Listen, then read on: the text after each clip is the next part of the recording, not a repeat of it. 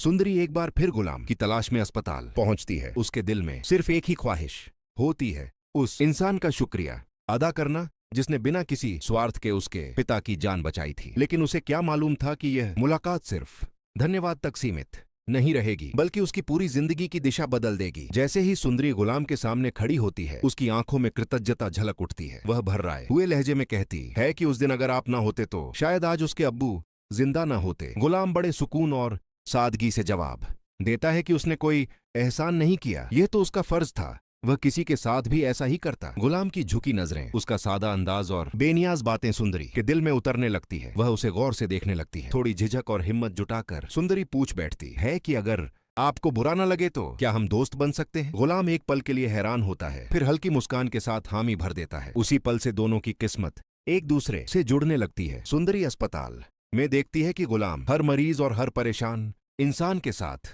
एक जैसा बर्ताव करता है। कोई अमीर हो या गरीब, गुलाम के लिए सब बराबर होते हैं। उसी पल सुंदरी का दिल पूरी तरह उसके नाम हो जाता है। सुंदरी की निगाहें बार बार गुलाम को ढूंढने लगती है। गुलाम उसकी नजरों को महसूस करता है और हल्की सी मुस्कान के साथ कहता है, ऐसे क्यों देख रही हो? सुंदरी मुस्कुराकर जवाब देती है कि जो इंसान बिना किसी लालच के दूसरों की मदद करे वह बहुत खास होता है। यह सुनकर गुलाम खामोश हो जाता है और वही खामोशी सुंदरी के दिल पर गहरी छाप छोड़ जाती है। दिन गुजरते हैं, मुलाकातें बढ़ती हैं, बातें गहरी होने लगती हैं और एक दिन सुंदरी अपने दिल का राज खोल देती है। गुलाम हैरानी और मासूमियत से कहता है कि उसकी जिंदगी में आज तक कोई लड़की नहीं आई। वह पहली है जिसने उसे इस नजर से देखा है। वह खुद पर यकीन नहीं कर पाता कि कोई उससे भी प्यार कर सकता है। सुंदरी मुस्कुराकर कहती है कि अच्छाई सबसे बड़ी दौलत होती है और वही उसे गुलाम से इश्क करा बैठी। कुछ पल सोचने के बाद गुलाम मजबूत आवाज में कहता है कि अगर ऐसा है तो वह उसका प्यार कबूल करता है और जिंदगी भर उसका साथ निभाएगा। सुंदरी थोड़ा संजीदा होकर पूछती है कि अगर रास्ते में मुश्किलें आईं तो क्या वह उसका हाथ छोड़ देगा? गुलाम बिना एक पल